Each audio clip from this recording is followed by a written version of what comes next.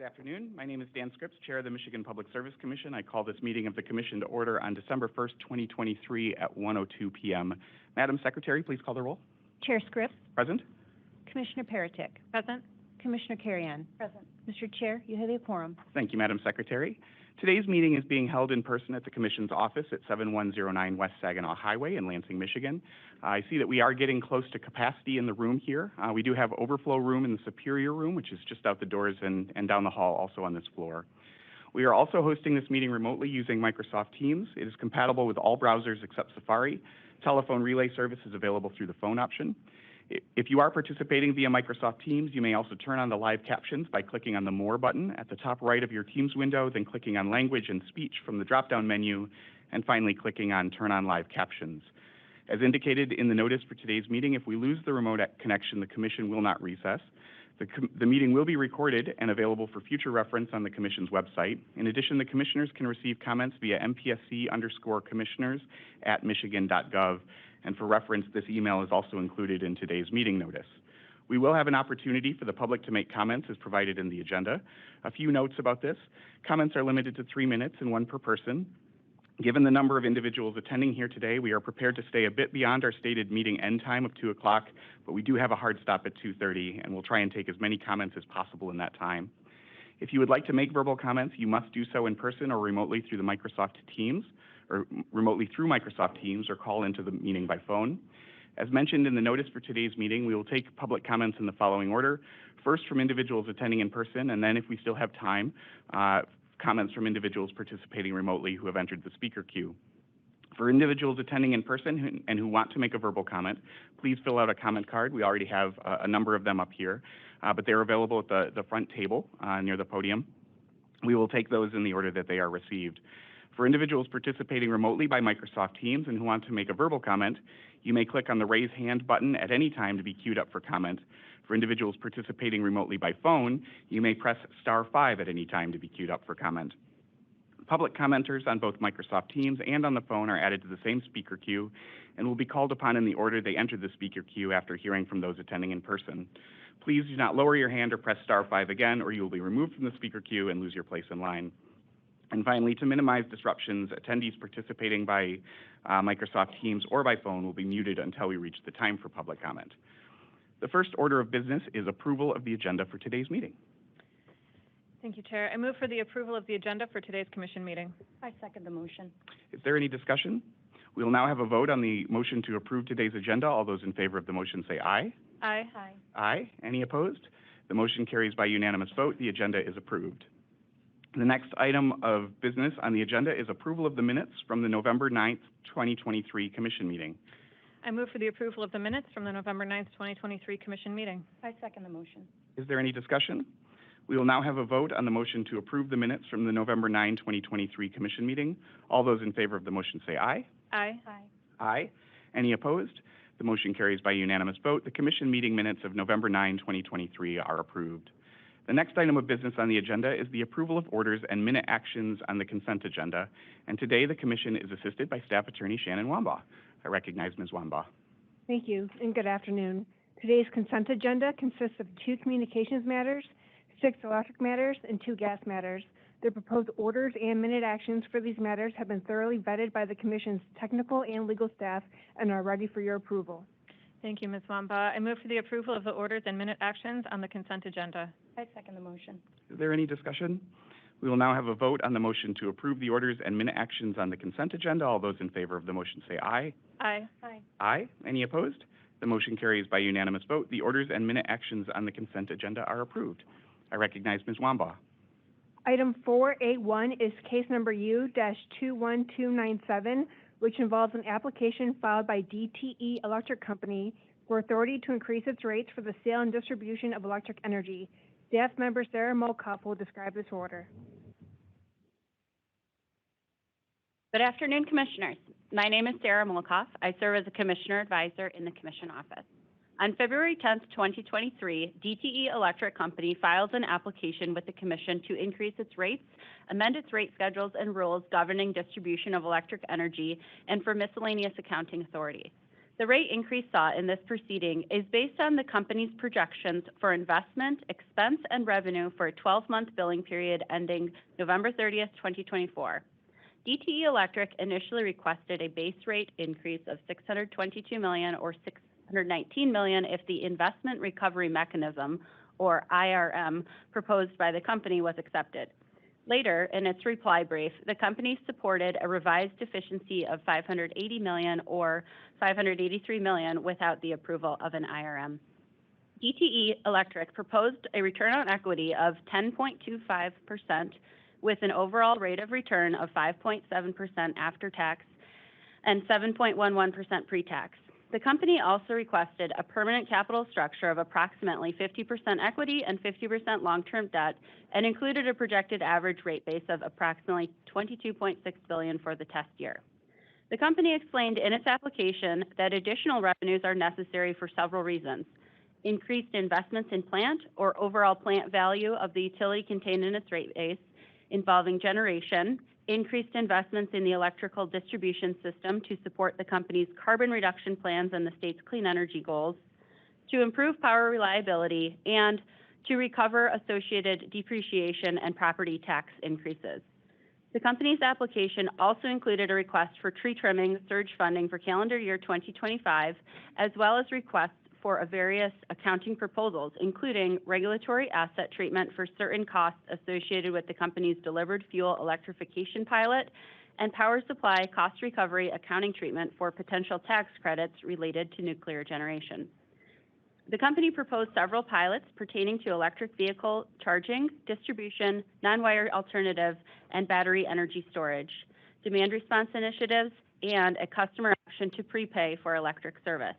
The company's application also included a request for an investment recovery mechanism, IRM, which is a mechanism that allows the utility to recover costs within certain capital investments between rate cases. The proposed IRM focused on certain distribution capital expenditures to address safety, reliability, and increasing integration of electric vehicles and distributed energy resources. Intervention was granted to 30 parties, including Commission staff, the Attorney General, and numerous advocacy organizations. The Commission's order provides guidance on several topics, a few of which are highlighted here. First, the approval of a 2-year investment recovery mechanism aimed at helping track certain investments in DTE Electric's distribution system by collecting surcharges based on amounts that are consistent with the Commission's decisions in this order for 5 programs: circuit conversions, subtransmission redesign and rebuilds, breaker replacement, underground residential distribution replacements, and 4.8 kV circuit automation. Regarding distribution system reliability and resilience investments, the Commission directs the company to report annual metrics on inspection and testing of pole and pole top maintenance, work with Commission staff to study residential service tree trimming and propose service drop tree trimming, and to propose a residential service drop tree trimming pilot in its next general rate case, to implement the recommendations set by Commission staff on ensuring distribution grid equity, including working with staff and stakeholders to develop a detailed regression analysis of customer demographics and reliability for vulnerable communities to be used in the company's distribution plan cases. And the Commission emphasizes the importance of providing transparency to the selection and prioritization of certain distribution grid investments. On storm restoration, the Commission adopts a 5-year average for projected storm restoration expenses, and on tree trim surge savings, approves a cost savings of $15.9 million to DTE Electric's distribution O&M expense projections. Regarding pilots in the proposed case, the Commission finds that several distribution non-wires alternatives, as well as pilots related to battery storage, residential generator, and charging hubs, have merit and should continue to be developed, though the Commission requests that DTE Electric meet with Commission staff to determine a number of test events per year for the commercial and industrial battery storage pilot, meet with Commission staff on the residential generator pilot to define the pilot's success, work with staff and stakeholders to develop a scoring rubric for the business charger rebate pilot, and coordinate the pilot with the National Electric Vehicle Infrastructure Program. And for both the business charger pilot and the charging hub pilot, develop accurate capacity mapping and to provide to third parties and facilitate the development of third-party owned charging hubs that will support fleet charging. Regarding electric vehicle integration, the Commission directs the company to convene a stakeholder work group to develop tariff options for standalone storage and vehicle-to-grid resources no later than May 1st of 2024, updates its rules and regulations to reflect that the company will provide an additional service connection to serve EV service equipment upon customer request, and for its next rate case, conduct a separate cost of service study to allocate appropriate costs to fast charging and design and propose rates for this specific customer class. Regarding benefit cost analysis of its proposed programs and pilots, the Commission directs the company to collaborate with staff and stakeholders to develop a more comprehensive benefit cost analysis for future evaluation of future electric vehicle pilots and programs, and provide a BCA of undergrounding residential service reps in its next general electric rate case. Regarding information technology O&M investment, the Commission directs the company to file a more detailed description of how these costs are connected to specific software, equipment, and project costs. Finally, the Commission directs the company to provide an annual report to Commission staff regarding the sale of debt contained for the 5 previous years, the number of accounts sold, the proceeds from such sales, and the amount of collectibles associated with the sold accounts. The order before you adopts a test year of December 1st, 2023 through November 30th, 2024, a 50-50 debt to capital structure, a jurisdictional rate base of $22.15 billion, an authorized return on common equity of 9.9%, and an overall rate of return of 5.56%. The order authorizes DTE Electric to implement rates that increase its annual electric revenues by $368,015,000 over the rates previously approved by the Commission in its November 18, 2023 order in case number U-20836. DTE is authorized to implement the rate increase on December 15, 2023. Thank you. Thank you, Ms. Milkoff. I move for the approval of the order in case number U-21297. I second the motion. Is there any discussion? Commissioner Carrion? Yes, please. Thanks, Chair. First, I'd like to thank all the advisors, attorneys, and staff members at the MPSC for their exceptional and hard work on this case since the company filed its application in February. I would also like to thank all the interveners who helped build a robust case record consisting of testimony from 96 witnesses, resulting in thousands of pages of transcript and hundreds of exhibits. And I thank Judge Feldman for preparing a thoughtful, thorough, and, despite its 876-page length, succinct proposal for decision, considering the numerous complex questions and interacting matters intrinsic to the decisions at hand. To carry out our charge at the Commission to serve the public by approving reasonable and prudent utility expenditures, it is imperative that record evidence sufficiently supports every investment that stands to increase rates. It is critically important that the company provide comprehensive information upfront and upon request in a timely way, justify its methodologies, and transparently explain its decision-making processes to ensure the Commission can fairly and without impediment evaluate reasonableness and prudence. Unsupported conclusions or incomplete analyses to back investments are unacceptable. Quantified data is crucial for evaluation. We request the company adhere to our forthcoming mandatory rate case filing requirements and to note carefully where within the order the Commission suggests the need for more quantitative support of projects and where data was marked as altogether absent to help prepare clear and more transparent application filing in the future. Now, I'd like to turn to a couple of select highlights from this order that reflect the Commission's commitment to ensuring equitable outcomes for all, including our most vulnerable communities. And I have the privilege of serving alongside 2 fellow commissioners who work tirelessly in upholding values of safety and equity for our state. First, to embed equitable resource allocation and decision-making for grid investments, we have requested the company work with MPSC staff and other organizations to develop a detailed regression analysis of customer demographics and reliability for vulnerable communities to be used in the company's distribution grid plan. Results from ongoing equity analyses from the company can demonstrate how the company balances its spending such that it does not disproportionately skew benefits away from more vulnerable or disadvantaged communities. These analyses to support equitable approaches to resourcing projects are important for key areas of electrification as well, such as in transitioning certain transportation electrification pilots to permanence. Two pilots that are now approved for permanence include an education and outreach program that provides comprehensive information on transportation electrification, including ensuring this information reaches underserved communities, and a battery financing program which allows the company to purchase batteries for public transit, school buses, and delivery vans to alleviate the initial cost impacts of electric buses and enable repayment of the battery over time. The Commission notes that it's appropriate to focus on areas experiencing the worst forms of air pollution from public transportation, delivery vans, and school buses for electric bus deployments. The advent of transportation electrification at scale cannot be confined to personal or private vehicle use or ownership alone.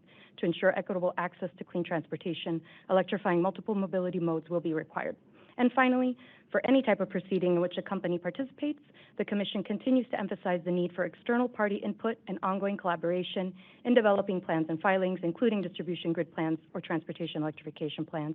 And this is doubly important when these plans are then filed to the record for contested cases like today's, as ongoing engagement and collaboration in developing plans that contain quantitative benefit cost analyses can both strengthen the case record as well as integrate procedural equity in future planning. Thank you, Commissioner Carrion. Is there any further discussion? Yes, thanks, Chair. Similar to Commissioner Carrion, I'd first like to thank all the parties to this case who participated and provided testimony on the record for our review. It was a robust record, and I know the 10-month deadline for a decision in rate cases is not easy. I'd especially like to thank Judge Feldman for her excellent and thorough proposal for decision, our fantastic staff for their thorough analysis and positions, our advisors and attorneys for their diligent work, and countless hours spent to get us to the point of this final order today. I'd first like to address the rate increase proposed for approval today. The Commission is required by law to set rates that are just and reasonable, and only allow increases when the utility has met its burden of proof that the amounts it is seeking to recover in rates are needed, reasonable, and prudent. As described by Ms. Malkoff in this proposed order, we find that DTE met its burden of proof on a portion of the amounts it sought to recover that will increase an average residential electricity customer's bill by 6.38%. It's worth noting that approximately 1 year ago, the Commission approved only a very small increase in DTE's rates, a 0.78% increase for an average residential electricity customer, for a total increase over the 2-year period of 7.16%. Over this same 2-year period, the U.S. annual inflation rate ranged from a low of 3% this past June to a high of 9.1% in June of 2022, averaging for 6.4% per year. 6.4% over the 2-year period. While this is an increased burden for all DTE Electric customers, additional investment in the distribution system is necessary to see meaningful improvement in reliability. As I've stated before, the reliability of our electric distribution system in the face of increasing severe storms is unacceptable, and the only way to improve is to fix the system. We'll be watching closely to ensure that these investments have the intended effect of reducing the frequency and duration of outages in our state. I'd like to start with the positives. In this proposed order, there are projects for increasing reliability on the distribution system, increasing accessibility and affordability of electric vehicle charging stations, funding for a permanent program for the company to purchase batteries for transit agencies and then be paid back over time, a school bus charger pilot, and funding for 2 large charging hubs. There's a $9 million approval for a 220 megawatt lithium-ion battery to replace a retired coal plant, an innovative commercial and industrial battery storage pilot project, and creative uses of storage and other technologies for non-wires alternatives. There's approval for an infrastructure recovery mechanism, or a way of tracking investments in the distribution system to ensure that investment is made in the areas that will have the biggest impact on improving reliability, and then refund money to customers that is not spent. But the proposals approved are judicious. There are many disallowances, almost $60 million in avoidable expenses for continued use of coal-fired power plants, hundreds of millions of disallowances for projects that were poorly justified on the record, a high level of scrutiny for each and every approved cost contained in this order. It's crucial that we have the information on the record necessary to make informed decisions. Sufficient details of the proposed investments are needed to fully and accurately review and make the proper decisions on behalf of customers. Full project costs must be stated on the record, even if the project extends beyond the test year. Expected benefits of the project must be clearly outlined. Discovery requests must be responded to timely and answered fully.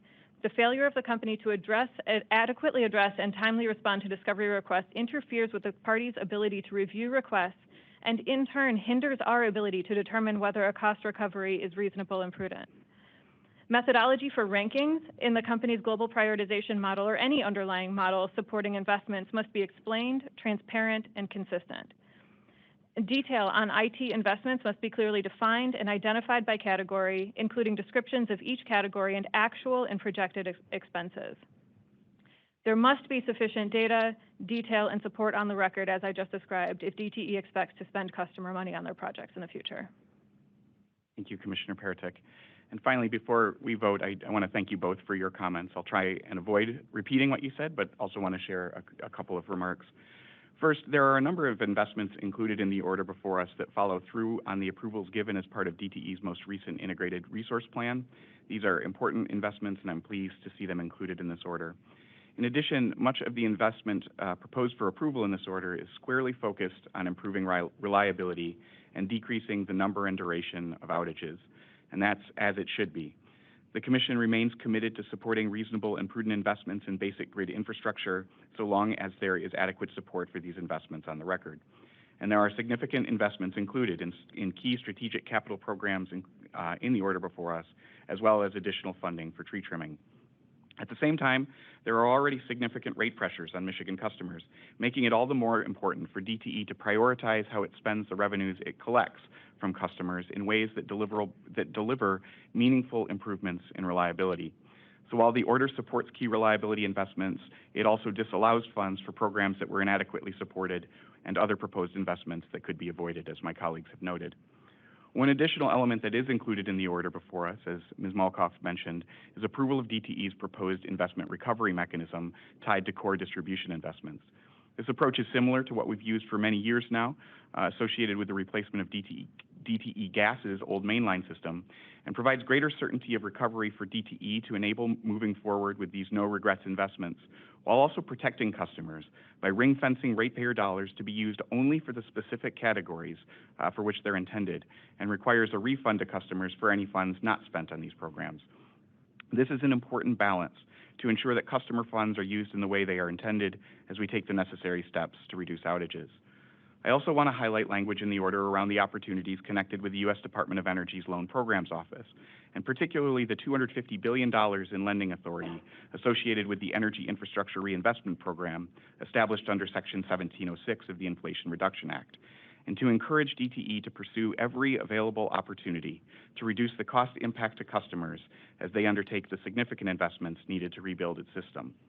Finally, in addition to thanking our staff and the many intervening parties for their work in this case, I want to take a special moment to echo my colleagues' appreciation to Judge Sharon Feldman, the administrative law judge in this proceeding. As Commissioner Carrion noted, she broke her own record in this case with an 876-page proposal for decision, which was, like all of her PFDs over the years, thoughtful, well-supported, and amazingly, given its length, easy to read. This is also Judge Feldman's final rate case, which probably saddens us more than it does her, as she prepares to retire later this month after more than 35 years of service to the state and nearly 20 years as an administrative law judge. I know I speak for all of us when I thank her for our service, both in this case and over the course of her career. And with that, we'll have a vote on the motion to approve the order. All those in favor of the motion say aye. Aye. Aye. Aye. Any opposed? The motion carries by unanimous vote. The order in case number U-21297 is approved. I recognize Ms. Wambaugh. Item 4B1 is case number U-20763, which involves an application by Enbridge Energy Limited Partnership pursuant to Act 16 of 1929, requesting approval of the Straits Line 5 replacement segment project. Staff member Travis Warner will describe this order. Good afternoon, commissioners and guests. My name is Travis Warner. I'm an engineer at the Commission. On April 17, 2020, Enbridge Energy filed an application pursuant to Public Act 16 of 1929, requesting authority for the Straits Line 5 replacement segment. Line 5 is an existing 645-mile pipeline that originates in Superior, Wisconsin, traverses Michigan's upper and lower peninsulas, and terminates in Sarnia, Ontario. Line 5 was originally constructed in 1953 and transports light crude oil and natural gas liquids. The annual capacity is approximately 540,000 barrels per day. The section of Line 5 that crosses the Mackinac Straits consists of two 20-inch diameter pipes referred to as the dual pipelines. The majority of the dual pipelines lie on the lake bed and the straits. In recent years, Enbridge and the state of Michigan entered into a series of agreements relating to the replacement of these pipelines. The replacement project proposed by Enbridge consists of construction of a single 30-inch diameter pipeline to be located within a concrete lined tunnel beneath the lake bed in the straits. The pipeline is designed to meet all federal pipeline safety requirements and will be constructed with steel that is 0.625 inches thick.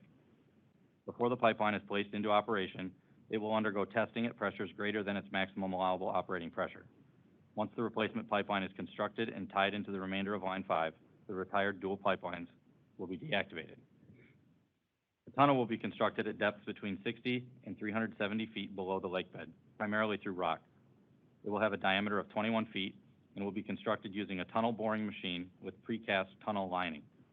In addition to the replacement pipeline, the tunnel is designed to allow space for electric and communications cables, ventilation systems, leak detectors, dewatering equipment, third-party utilities, and other equipment needed for inspections and maintenance. In 2018, the Michigan legislature enacted Public Act 359, which created the Mackinac Straits Corridor Authority to oversee the design, construction, operation, and maintenance of the proposed tunnel. The case to review the application has spanned multiple years and includes numerous motions and 6 interim orders addressing the scope of the evidence and the reopening of the record. The case included participation from 14 intervening parties. Throughout the case, the Commission and staff took steps to allow ease of access to information in the case for members of the public.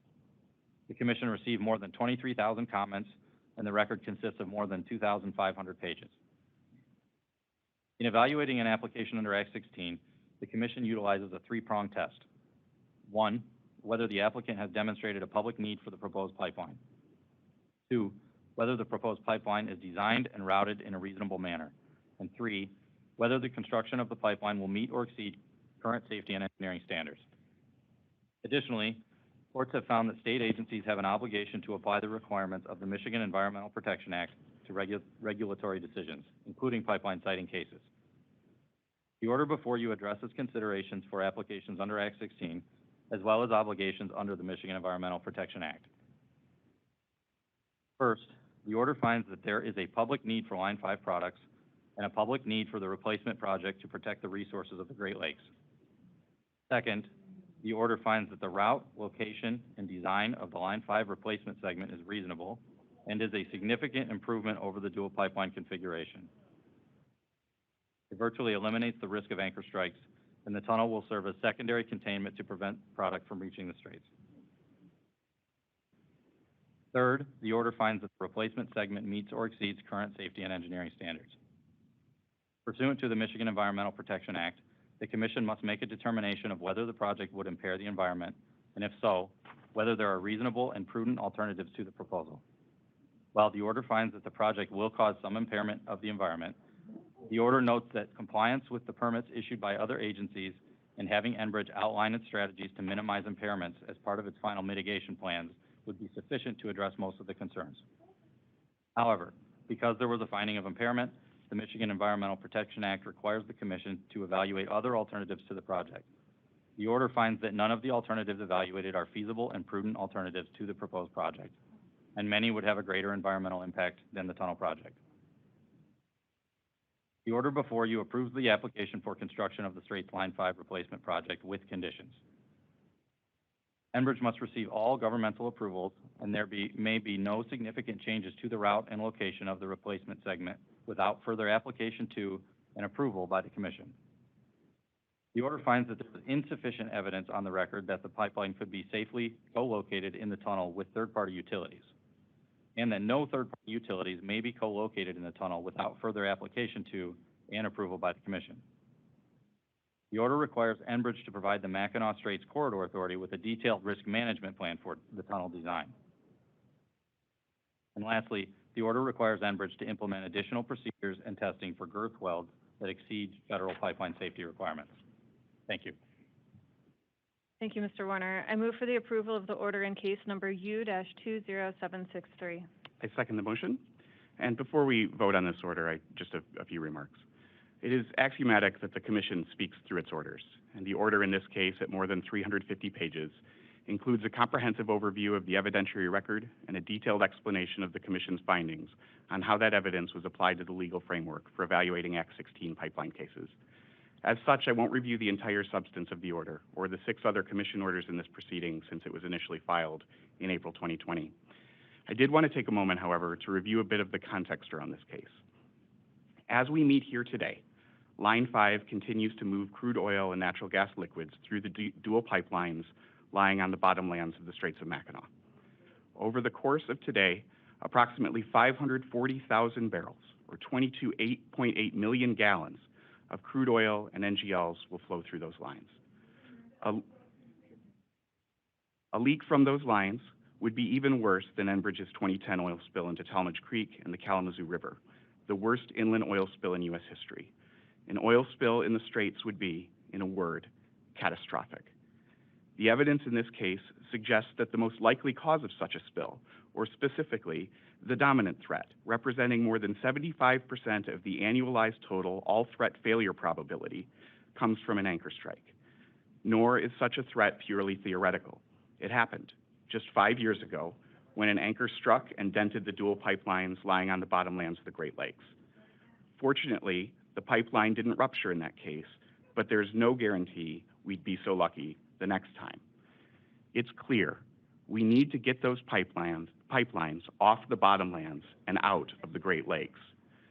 In reviewing the comprehensive list of alternatives presented in this case on how to do so, we find that Enbridge's proposal to relocate the Strait segment within a concrete line tunnel housed at the bedrock deep below the lake bed represents the best option to mitigate the dangers the current pipelines represent.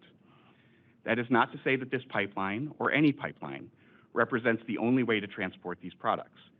Indeed, over the last several years, we've seen propane wholesale and retail suppliers and others take significant steps to develop alternate sourcing options for propane and petroleum products, including expanding rail capacity and rail delivery points, new propane terminals, increases in storage capacity at existing terminals, and the deployment of new storage infrastructure, and the return to service of previously mothballed pipelines, to name just a few. But these actions demonstrate the continuing need for propane and other products.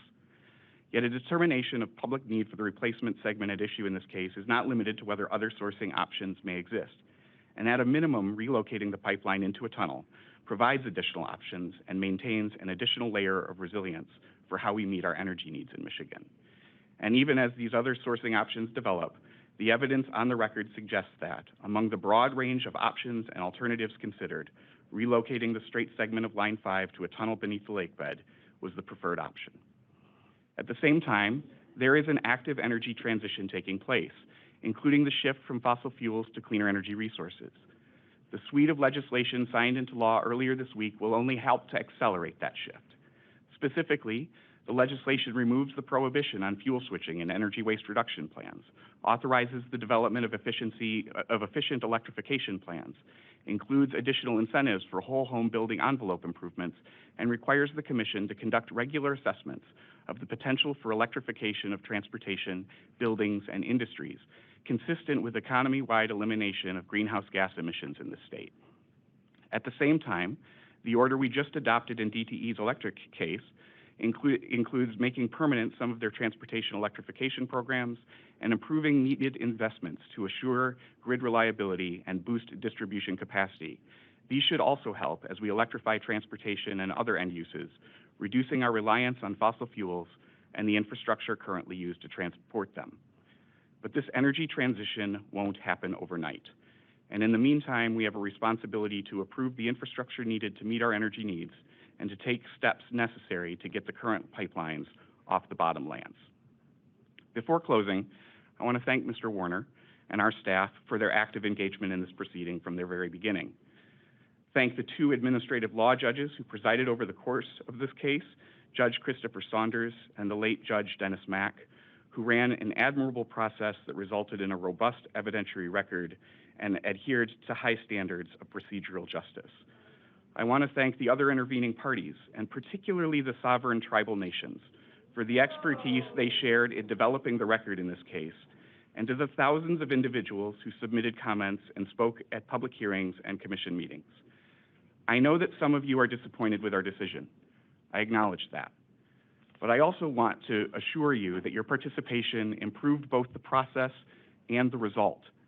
The perspectives shared helped to crystallize our focus as we continued to dig into the evidentiary record, and the evidence presented by experts from intervening parties ultimately led to a reopening of the record, ensuring we had the information necessary to answer the many questions raised by Enbridge's application. At the end of the day, the evidence supported approval of the relocation project, but with important conditions imposed to reduce any risks. I'll close with this.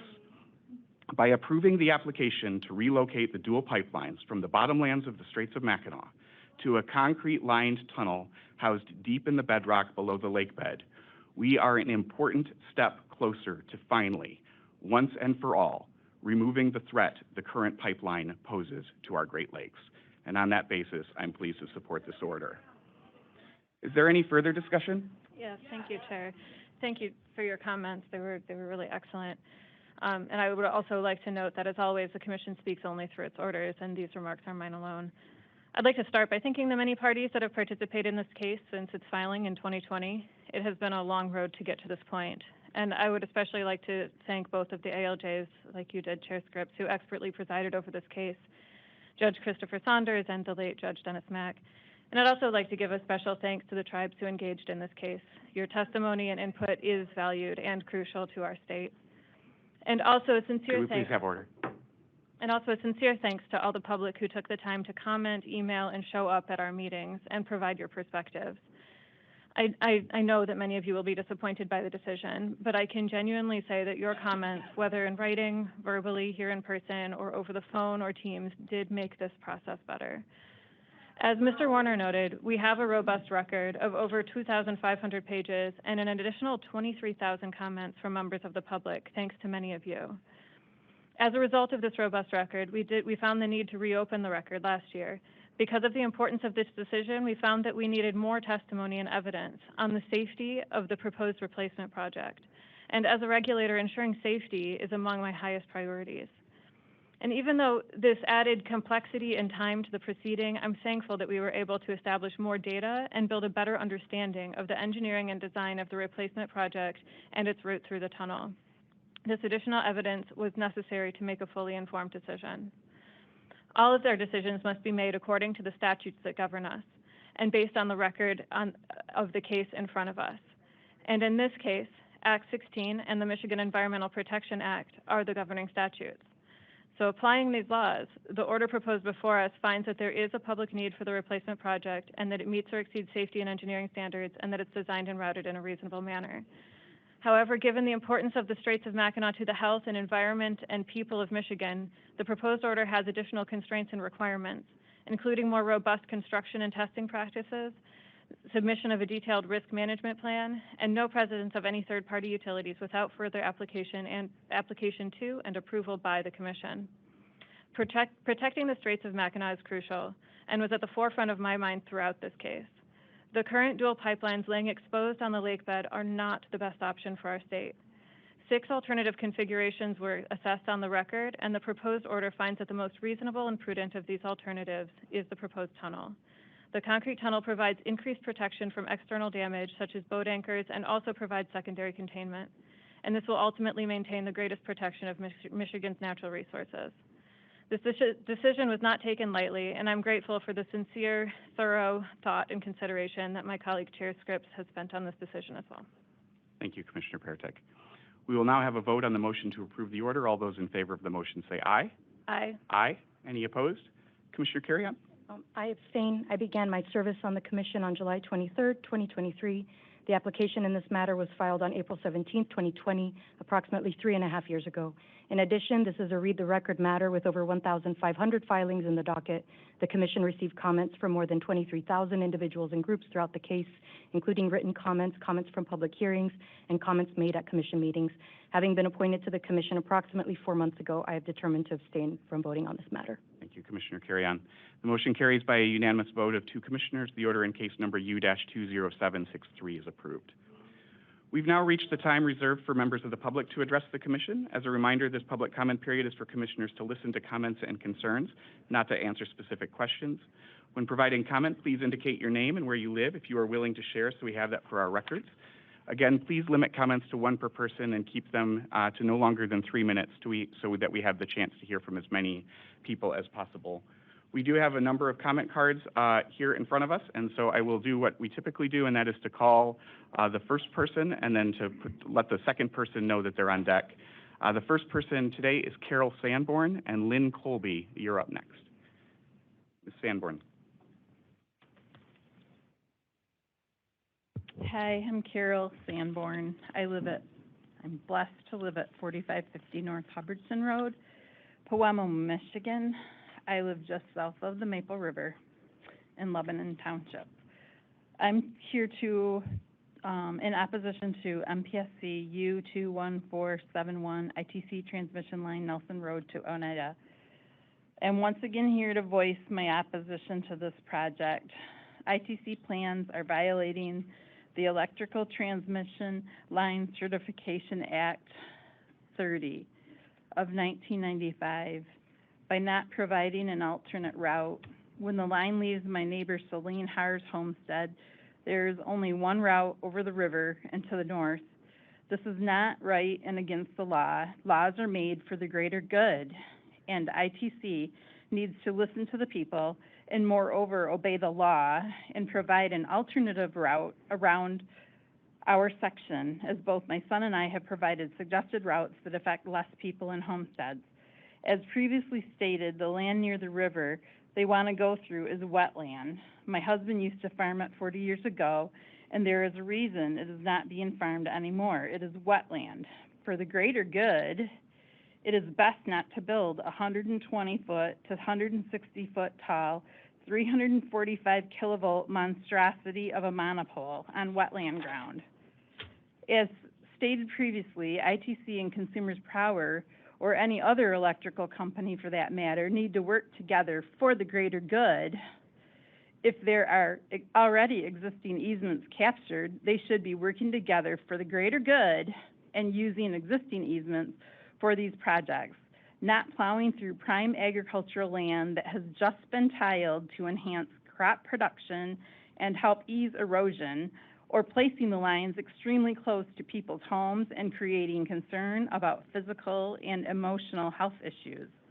I am opposed to any local township, county, and control being taken away. Again, I quote from President Lincoln's Gettysburg Address that government of the people, by the people, for the people shall not perish from the earth. The government is the people's, not the other way around. The bills recently signed by the governor are unconstitutional and un-American. People have died for our individual rights. It is the people's. The people need to be listened to. This ITC project is the conduit for all of the wind and solar projects that will then supply the mega sites with their electricity. The people don't want EVs, solar, and wind. It is clear that using wind and solar is a disaster by looking at previous states and countries that have tried it already. We should be learning from their mistakes, not repeating them. All of the public funding that has been put into these projects is wasted taxpayer money. It's always easier to spend someone else's money. The waste in government spending is appalling, and the people are sick of it. I am pleading for this commission to follow the law and not approve this ITC project as it is currently planned. Also, I have submitted many letters, and they aren't getting uploaded to the website, so somebody apparently isn't doing their job. Thank you, Ms. Sanborn. That needs to be looked into. Next up is Lynn Colby, and then we have Steve Colby. Good afternoon, Commissioners. My name is Lynn Colby. Thank you for an opportunity to share with you today details on the Nelson Road Oneida Transmission Road project. My husband and I made a very conscientious choice to live on our small rural Eagle community by purchasing and maintaining the family farm. It is truly a privilege to sit on the highest and the lowest banks of the Grand River, looking for arrowheads from those that came before us, observing the snapping turtles accessing land each spring so that they can lay their clutches, watching eaglets and sandhills fly and thrive with no incumbent overhead lines. There is one direct way to simplify the proposed Nelson Road Oneida project. It's already in place. It's a half mile to the east. It's been pre-planned and prepaid for by Consumers Energy for many years. Like yourself, Chairperson Scripps, quote, I'd like to see greater appreciation of the challenges facing rural communities. I'm not sure there's a silver bullet to solve this issue, but the Public Service Commission can certainly play a supporting role in proactively working with our smaller rural communities to understand their concerns, rectify their agricultural challenges, identify appropriate alternatives, and resolve their issues," unquote. Here's your opportunity, Commissioners. I'm asking each of you to play a lead role in protecting my agricultural challenges and the natural resources along the proposed Nelson Road Oneida route. Incorporate the many miles of already purchased consumers' right-of-way property, thus providing a very viable and functional route for the line. I question ITC's governing philosophy that considers the proposed route as a cost-saving decision. For the Public Service Commission, this lack of financial prudence would not show responsibility in the best interest of the people you serve. Please sponsor leadership while demanding protection for homeowners from unnecessary financial costs of this project. The 90-plus landowners of the proposed project are requesting a realistic alternative. It's already there. It's a half mile to the east. It's 9 miles of right-of-way already owned by Consumers Energy. It's been pre-planned for and prepaid for by consumers for many years. Do not allow ITC to roach our property, destroying beautiful timberland, destroying farmland topsoil. Building a transmission line across any farm is disruptive. Heavy equipment compacts the soil. Crop yields suffer for years after construction is complete. Because most operations would not volunteer to host a transmission line, companies such as ITC solicit government eminent domain authority to ensure they're able to complete construction. State governments and commissions have the primary authority to approve the siting and the construction. Place it where it belongs, on right-of-ways already owned by Consumers Energy, planned for this very purpose. Who owns this decision? Each of you do. I thank you very much for your time. Thank you very much, Ms. Colby. Steve Colby, and then Tony Wolscheid. Good afternoon, Commissioners. My name is Steve Colby, and I also live in Eagle Township. Thank you for an opportunity to speak with you today regarding ITC's Nelson Road Oneida Transmission Line project. Even though the United States is a very large country with a lot of available land, every single square inch of that land is either owned, protected, or cherished by someone or many people. I understand that clean energy and climate change have triggered concern over energy grid reliability. I encourage a very clear-minded approach when making this a reality in Michigan. It also should include the realization that private land is not public property. State government has authority to approve the siting and construction and exercise the power of eminent domain over private property for transmission lines. I do not expect the Nelson Road Oneida project to be abandoned. I would ask the Public Service Commission to encourage ITC and Consumers Energy to work in a partnership, a planned partnership which would utilize existing Consumers Energy right-of-ways and dissolve the need to run high-voltage transmission lines through 90-plus homeowners' property. My wife and I live on the proposed portion of ITC's Nelson Road Oneida project. There are significant financial differences that make applying the alternate route as the best route. With the alternate route, the right-of-way is already paid for and owned by Consumers Energy for a significant portion of the route, as opposed to transversing through the farmland of many families that have had and owned that farmland for multiple generations. Chairman Scripps, during your tenure at the Leelanau Conservation in 2007, you worked to develop a new approach to protect farmland in the peninsula. You wanted to find innovative ways to protect threatened working farms. The proposed route is a threat to working farms. While it would not be innovative, I ask that you continue the mission you undertook years ago, protecting our farmland by selecting the alternate route, utilizing property owned by Consumers Energy. Thank you for your time. Thank you, Mr. Colby. Tony Wolscheid is next, and then Julie Wash. All right, well, the Colbys here have kind of stolen a lot of my thunder here, so thank you for letting me come out and talk, again, Commissioners of the Public Service Commission. I have already pleaded my case. I don't want to give you another sad story about my family farm, but I am opposed to the case U-21471, which is the Oneida to Nelson transmission lines. So at this point, I want to appeal to your reason and how cases like this are handled. in this era of obvious massive change in response to your demand for infrastructure changes and changes over to renewable energy. Obviously, a lot of us know that this needs to happen. Something needs to happen, right?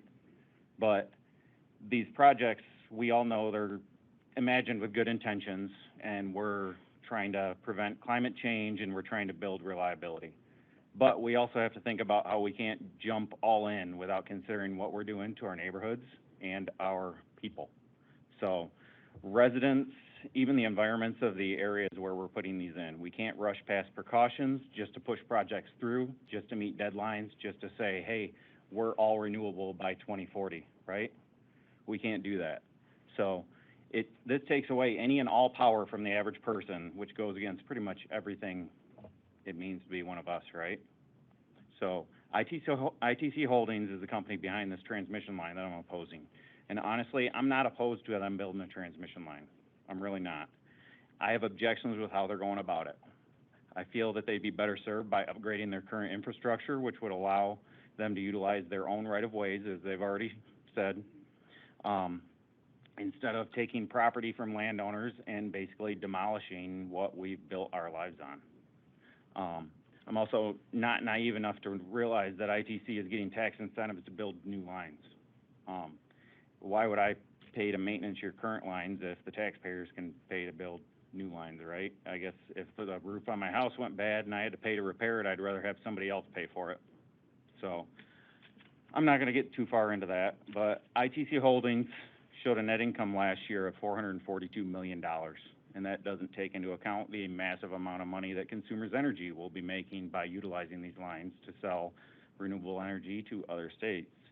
And I'm not pointing this out just to say they have too much money. I'm pointing it out to say that they can basically walk all over us. They can squish us legally, and they can take whatever they want. What I'm saying is they also have enough money to do things properly. They don't need to go the absolute cheapest route if that's how they're going, just because that's what they asked for. And the proper way to handle all of this is talking to all the parties involved, trying to step on the least toes possible and offering people fair value for what they're taking away from them. It doesn't seem like that's the way things are going. My township actually had a meeting about the proposed transmission lines, and most of the people affected didn't even get notice that the meeting was happening. And it happened in the middle of the day when everybody was at work. So it had a very poor turnout. So I know the goals of the Public Service Commission right now Mr. Walsh, we need you to wrap up. Okay. I'll skip the end of it, but that's fine. I just want you guys to think about pushing this kind of stuff through, and I want you to think about the people it's going to affect. So I know that if this was going through one of your guys' yards, you probably wouldn't push it through. Thank you, Mr. Walsh. Up next is Julie Wash, and then we have Nicole, it's Kenray Bieber. Yeah. Sorry. Good afternoon to the commission. I am here today to express what is now my disappointment at the second decision today with the case U20763 and Enbridge's application to build a tunnel through the Straits.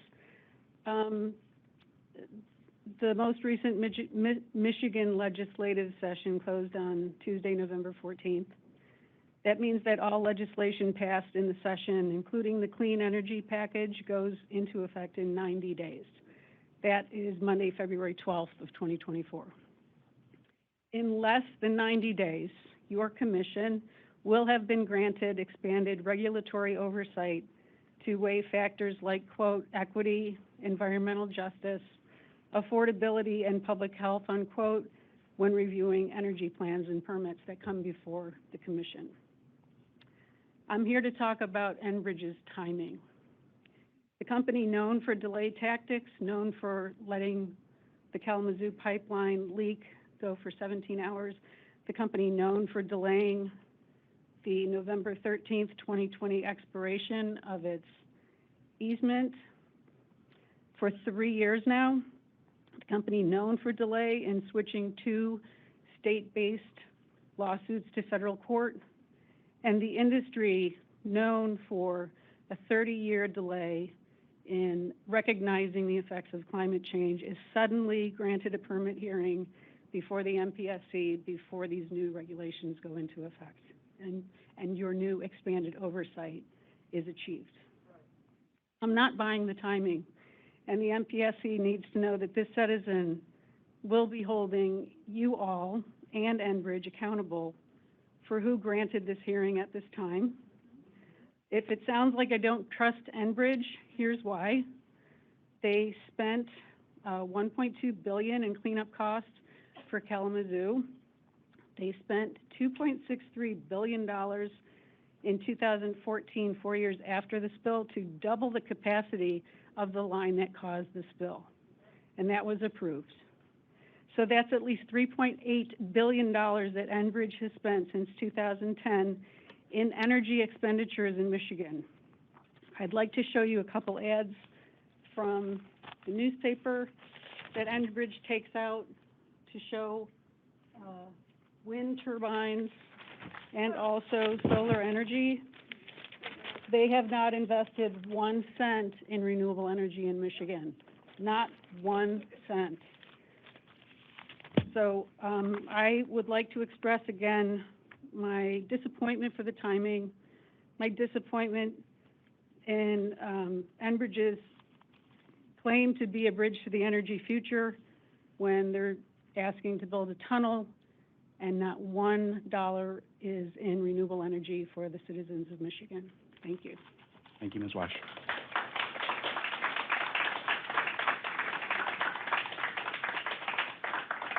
Nicole Bieber, and then Moses Bieber. It's Bieber, thank you. Nicole Kiwe Bieber, Indigenous Kaz, Wagna Casino Dawa Nishnabe Kwe Mishiki Dodem, Kwejigon, Dojaba. So, a few things when you were speaking that stood out to me. This notion of a transition won't happen overnight. You know what can happen overnight? Could happen just a minute from now, is that 73-year-old pipeline could just rupture. Wouldn't take an anchor strike. I don't think there was an anchor strike from the Kalamazoo River. Very interesting language to say disappointed, outraged, but frankly terrified. So with that spill that could happen overnight, at any moment, you just made it that much more likely, because basically they get to keep the oil going while they have their little pet project. We all know it's probably going to be contested by people who are sane and care about our collective future, but in the meantime, they can keep their oil flowing. So they get their way, and their word is somehow deemed sufficient. All those pages and pages of records you mentioned, not to mention talking about government approvals, our tribal governments do not approve this. Our governor and our attorney general do not approve this. You talk about a long road. I have tribal brothers and sisters here, elders, children. I had no idea what you all would do today. It's like, how do we know what to say? We don't know what they're going to decide, but I found something that would work for either direction it went. I have this book here. I have two books with me. This is the Mishomis book. This is Braiding Sweetgrass. They both have a lot of meaning to us because they are part of what has assured that we know who we are. And that's we're in the seventh fire right now. What we've gathered together of our teachings and of our responsibilities is what we're carrying here now. And there's a possibility at this moment of an eighth fire being lit. And what that says is, at this time, the light-skinned race will be given a choice between two worlds. If they choose the right road, then the seventh fire will light the eighth and final fire, an eternal fire of peace, love, brotherhood, and sisterhood. If the light-skinned race makes the wrong choice of roads, then the destruction which they brought with them in coming to this country will come back to them and cause much suffering and death to all Earth's people. Today is your choice. You who have been given this choice, and you made the one to give Enbridge their way, to let their oil keep going. No mention of that it's 70 years old when they said 50 years maximum. This engineering is flawed. That's been put before you by experts. No mention of that. It's not safe. Ms. Fiber, Standards somehow allow you need to shortcuts. wrap up. So all of this is to say, we are here bearing witness, and all the public you've heard from are bearing witness. We have a responsibility right now, and it's so terrifying that you could not see your way to say, Enbridge, you don't get your way. The people do. Thank you, Ms. Fiber.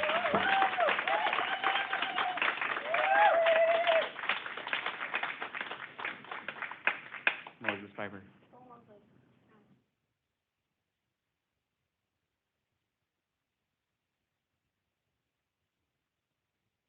And Pearl, you're up. It's too tall. Okay, you want us to try standing? He's been coming here for years, hasn't he? Yeah. Yeah. You can just stand, honey. I'd either be too short or too tall. I think you're good now. Try that out. There you go. Just speak big. All right, now I know that this microphone is at the lowest level, but that doesn't make me any less efficient, and that I don't need a piece of paper to simply say that all of us are pleading to not have death. And maybe something unknown by you guys. And like, I think that all these people who agree with this are awesome. Just like she said, like the Mashomas book, she passed that down to me. And I mean, you could choose the death route, but none of us agree with it. Have you seen and ignored? And why make this public commission anyway if it's planned out to disagree with us? Literally planned out first. And I really don't get the people, like, apparently just, like, someone to, like, make angry, hurt feelings, because, like, if that is what supports you, it matters a lot less than choosing the death route.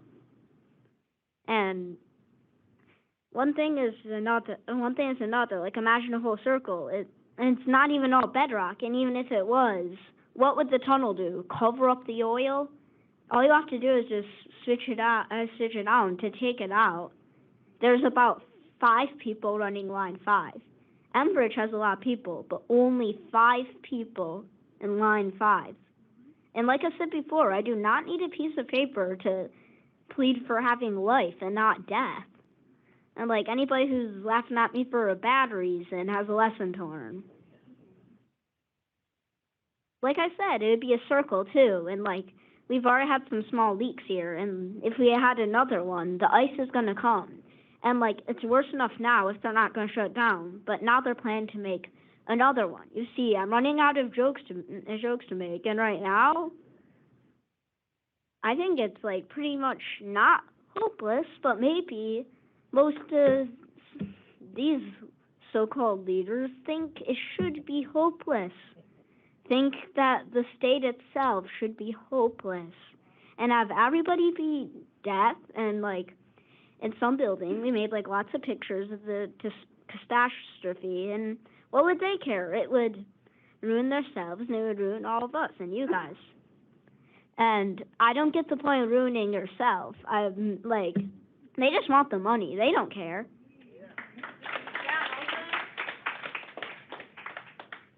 And why give all your will just because they're rich and they want all the money? Like most of the millionaires, billionaires, like so wealthy that 10 generations could have it. 10 generations, and even then they'd have like 1,000 left. And then people became greedy for money because of the trading. Though it's pretty much fake. Like trading stuff for other stuff is one thing, and these lines can put an end to it all, even if it were to already be hopeless. Could put an end to it right now. Probably, maybe even it's happening the second. And Mr. request Hilder, to I need those you to who wrap listened. up. Thank you, Moses. Pearl Viber. Oh, and sorry, before you start, Lisa Spitz is up next. I have to say I'm disgusted that grown adults such as yourself could believe such utter BS that Enbridge has been throwing at you and make a decision that holds no competent regard for our future in this state.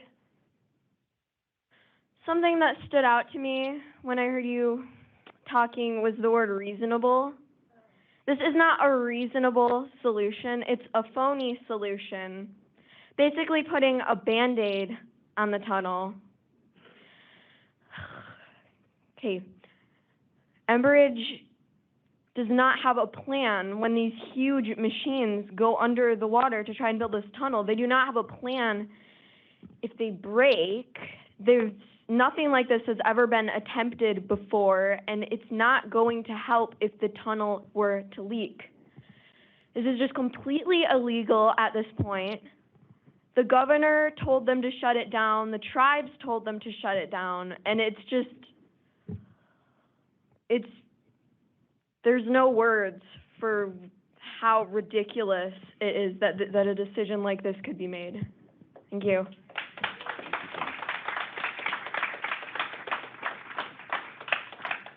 Lisa Spitz, and then Andrea Pierce.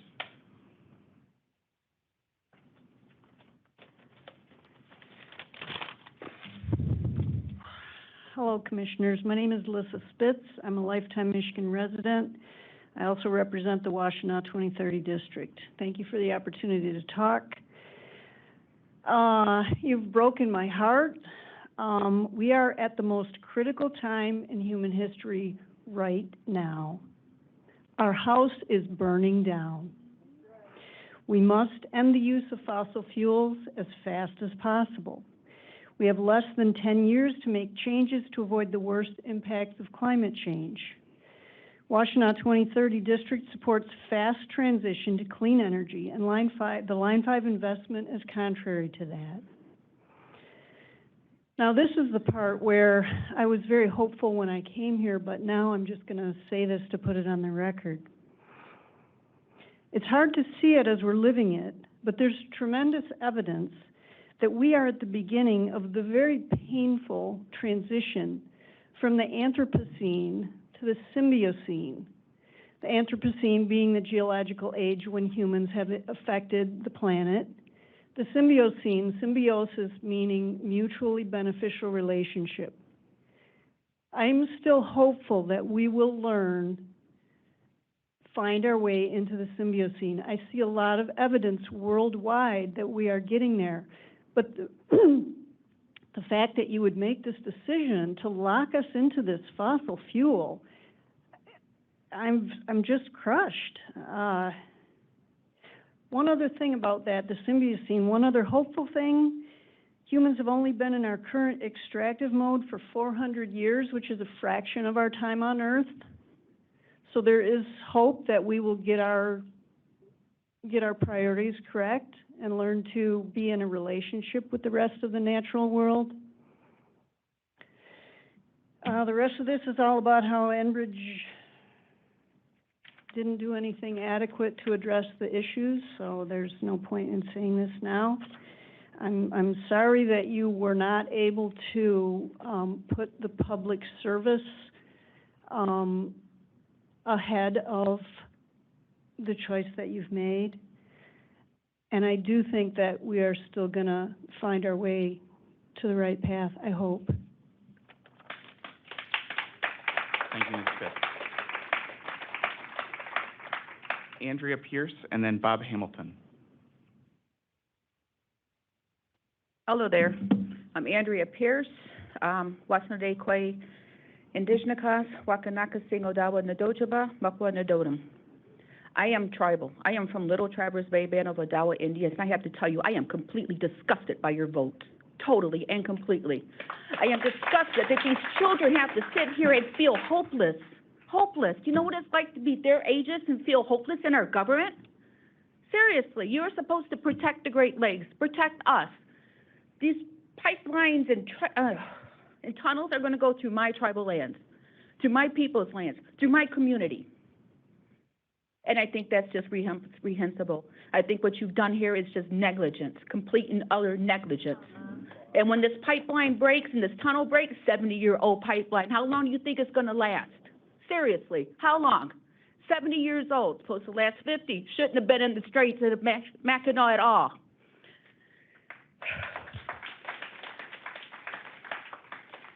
We do not need this product. We use less than, 5 to 10%. We can find other ways around it. We're distancing away from fossil fuels. We can't live on fossil fuels. We do not need this stranded asset from when we get off of fossil fuels and move on to something else. You've ignored tribal governments, tribal citizens. I don't know how many times I've been up here. 23,000 comments you ignored. You're right up there with Nestle. And I want you to know you have literally and completely ruined Christmas for so many people in this state of Michigan. And this decision you've made, and I'm pointing at all three of you, I know you abstained, but you're going to be I'm sure we're going to be appealing this. You're going to have to make a decision sooner or later, and I want you to know this will be on your heads for the rest of your lives. And I really mean it. I am disgusted with you people. I am. I am chair of the Anishinaabe Caucus. I am a tribal citizen, and I work with MEJC, Michigan Environmental Justice Coalition, and I'm going to be watching you. You have disgusted me, and I'm not going to be nice to you anymore.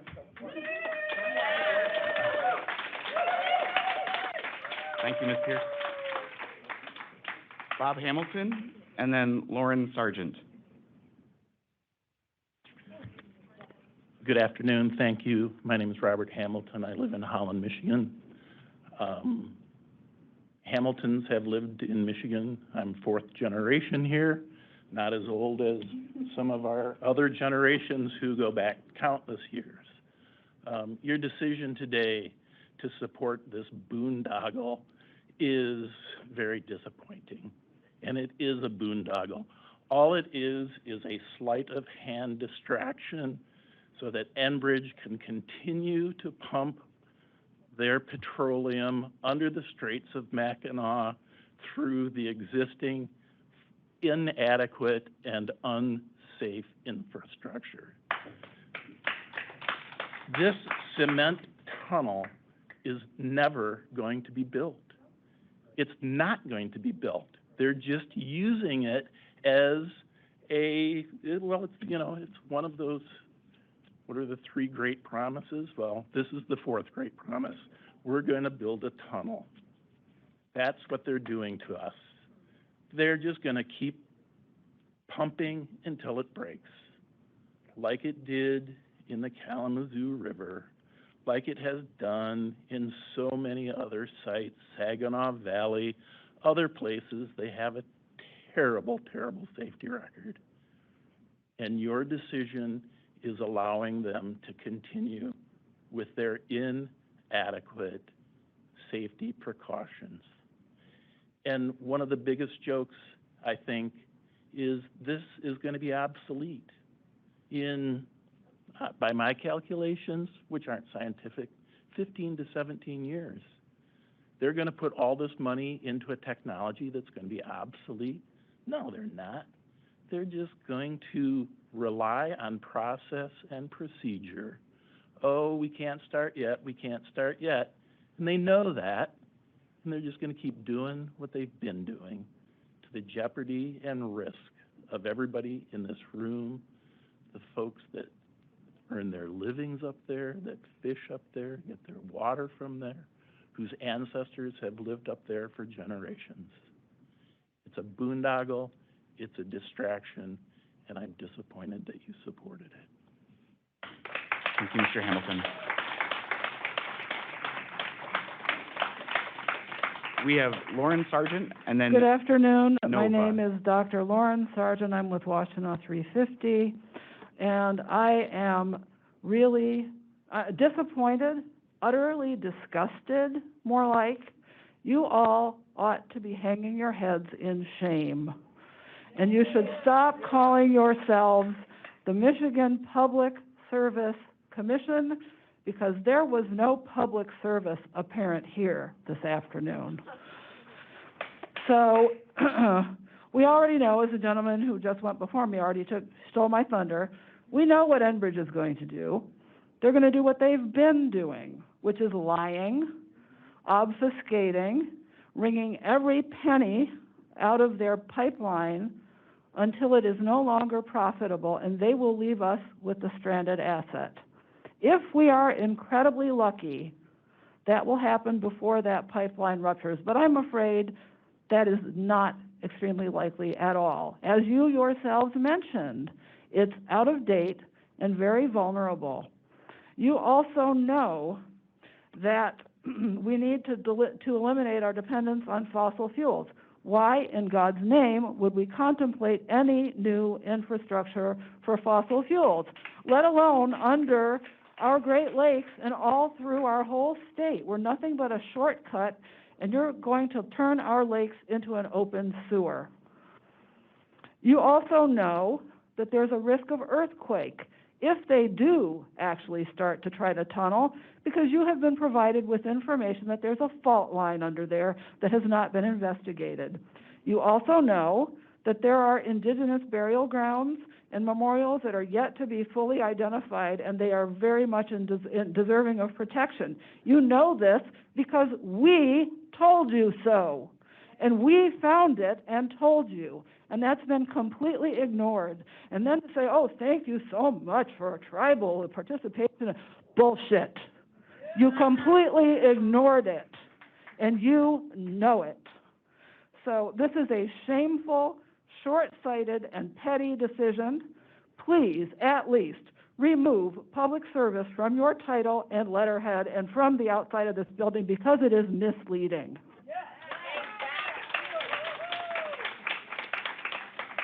Thank you, Ms. Sargent. Next, we have Nova, and then Julie Stakecki. My name's Nova. I'm from the Lake Michigan Lakeshore area, where the Lake Michigan hits the Grand River. The Grand River's gone through enough. Thanks, Enbridge, you've screwed us over again. December 6th of 2016 is the first time I even heard of Line 5, and now all I can do is pray that we can check your bank statements and find out who paid you to just destroy what we've been putting and working so hard to stand against. 6 years later, 23,000 signatures, and you can't get the hint that we do not want Line 5. And Enbridge especially, with Mr. He's sitting over doodling on his paper over here, ignoring what the people are saying.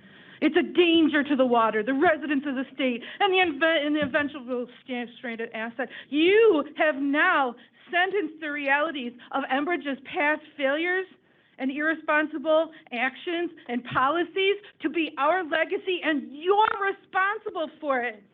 And not only that, but you've sentenced Enbridge's employees to death in that bedrock, because there have been 2 other tunnels with this technology drilled, and it has ended up in loss of life because the equipment breaks down, and now we can't even tunnel to get their bodies back. You've sentenced people to death. You have sentenced the lakes to death. You have not looked at the facts that last anchor strike that you like to talk about happened from an Enbridge-owned subtractor vehicle. You have not been diligent in vetting this company and its attacks on our state already, and we keep bearing the scars and the brunt of their past performance. You talk about the specs and design and construction of a pipeline and why it's a good alternative to Line 5, but the tunnel construction allows for construction of man camps in their wake.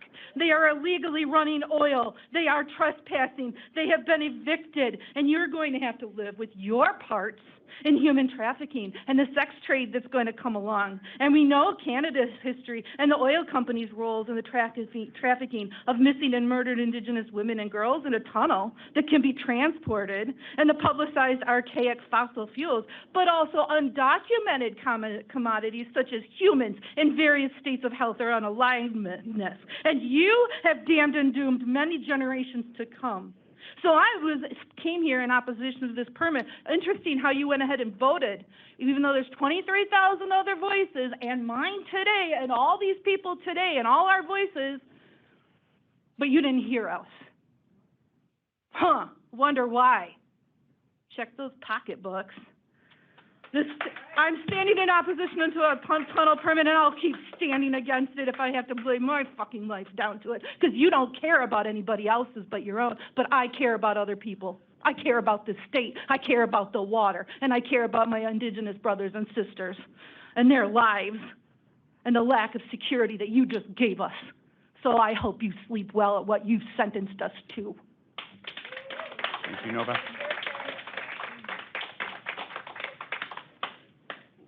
We have time for 2 more comments. So Julie Stekecki and Jade Prang, you'll get the last word today. Thank you. Thank you. Mine will be quick. Julie Stahesky Johanningsmeyer. I have property both in the Upper Peninsula, Trout Lake, as well as Lower Michigan in Howell, Michigan. I too am horribly disappointed in the permit approval process and feel that Michigan is inheriting all the risk with no benefit, and this is going strictly to a for-profit corporation. However, my comment that I actually want to go back to is regarding the DTE decision, which I do approve. As understood, the number one reason for power outages is the conflict between trees and utility lines. So I do support the rate increases as long as the funding that goes to that tree trimming funding surge. It's not simply to prune more miles, but that we are adamant about using best management practices to navigate the natural resource challenges that we have out there, and in particular, avoiding the spreading of the lethal disease oak wilt. Further, this tree trimming funding surge must provide living wages for the utility arborists who work in the heat, humidity, amongst insects, poisonous plants, as well as freezing conditions, often under emergency conditions. It is this workforce that keeps the power flowing, and I hope your oversight is very close to make sure that some of that funding goes to the boots on the ground upon which this entire grid rests. Thank you. Thank you very much. And Jade Prang. Hi there, my name is Jade. I'm from Kingsley, but I live in Lansing now to attend MSU. The first time I spoke out about the Line 5 tunnel was in 2019 when the Grand Traverse County Commission passed a resolution in support of the tunnel despite overwhelming opposition. It was this action that mobilized me to run for office and attempt to take my commissioner's seat. I wanted to reverse this decision and help create an actionable plan for my county to adapt to climate change. I did not win, but I learned how to organize and build coalitions as a direct result of the Grand Traverse Line 5 tunnel resolution. I switched my major to public policy, and this spring I will graduate and hopefully get admitted to a master's program for urban and regional planning. Everything in my studies so far has reinforced what I knew to be true. The climate is changing. We need to switch to sustainable energy quickly, and our Great Lakes are the most important natural resource that we as Michiganders and Americans must protect. The first time I spoke out against Line 5, my voice shook and I was afraid. I did not understand the love and support of the environmental community or how it would embrace and sustain me. I learned quickly that opposing pipelines and protecting the water would come as easily as breathing. It will soon be 2024, and the 5-year anniversary of my first time speaking out is rapidly approaching. I was 20 back then, and I will soon be 25. This means that I have spent 1/5 of my life fighting this tunnel, and I will gladly spend the rest of my life if I must. This pipeline needs to be shut down, and this tunnel should never be built. By permitting this tunnel to go forward, you are endangering the Great Lakes and the future of Michigan residents. Our water is precious and sacred, and when we say water is life, we mean it. You are endangering our lives with this decision. I am so disappointed in you, and I am so proud of everyone else in this room who has come to share their voices in opposition of the tunnel. We will fight to protect the water, the land, the air, and all of our relations. The opposition to Line 5 is too strong. You can put your agenda out late to try and prevent us from coming, but we will not stop. I will not stop. This is my future. This is my land, my water, my relatives. I should trust you to protect them, but I do not, and you have failed me today. You have failed the Indigenous community. You have failed the next 7 generations to come. And the next time that Line 5 leaks, because there will be a next time, I I hope that each and every one of you hold yourself personally accountable, because I will. It is not 2:30, and I put in a call to make a comment, so I'd like to use the We've remaining reached the time end to of do public that. comment, ma'am. It is not 2:30, it's 2:28. We're well past the stated end time. It is, you said 2:30, it is 2:28. So I'd like to have at least 2 minutes. I respectfully ask for what you agreed to. So what I want to say, my name is Terry Wilkerson, I'm from Pinckney, Michigan, and the use of Line 5 in any form fails to meet Michigan's public need in every form. The state of Michigan uses a small fraction of what flows through Line 5, and even so, there are alternatives which are feasible for the product it transports. There are not alternatives for the water, which is why Water is Life is our rallying call. The Great Lakes provide drinking water for over 40 million people and 35 million species. As documented by Dr. Schwab from U of M, a large spill threatens 720 miles of coastline. But what's not highlighted is that the smallest spill ruins Mackinac Island and immediately devastates 3 counties and destroys our pure Michigan image, which is our call for tourism and hurts our economy. We don't know what the long-term negative impacts of the largest source of fresh water in the U.S. would be, but why take any risk that we don't need to for a foreign corporation's profit? We don't have to take the risk, and yet we're doing that. Hopefully you all know that the Great Lakes contains 95% of the fresh water in the U.S. Do you realize that if you made the continental U.S. a swimming pool and dumped the Great Lakes into it, that would be over 9 feet tall throughout the entire country? That's the volume of water that is ultimately needlessly at risk. As you, Chair, said, a spill would be catastrophic, which is why we need Line 5 out of the straits immediately in any form. And no delays with, tunnel permits, whatever. We need to shut it down immediately. And you have the power to help us do that. I thank you that you abstained from voting, because there is a lot to absorb, and this isn't over. So I hope you start reading and really doing the deep research needed to make a decision which supports the public that you're entrusted to. And I also wanted to say that Enbridge is already responsible for the 2 largest oil spills in the U.S. They repeatedly demonstrate irresponsibility, like right now, while they're ignoring a shutdown order and continuing to operate illegally. And they knew about the tear in the Kalamazoo line, and yet they continue to operate that until it burst. And this is the company that we're going to entrust with a tunnel that has no tunnel like this has ever been built, and we're mixing oil and electricity? I mean, really think about that. You don't need a science degree for that. That's just, it's just a dumb idea. I am terrified that a company that has been blatantly ignoring good practices and the law is going to be entrusted with a project that's never been done before, and it does not meet or exceed safety standards if you continue to do your research, which I beg you to do. You mentioned that protecting the Great Lakes is crucial, and please re-examine your decision so that when we see you again, you'll have thought about it beyond the corporation and the product and thinking about the water that is at risk. Thank you. All right, that concludes the public comment portion of today's meeting. And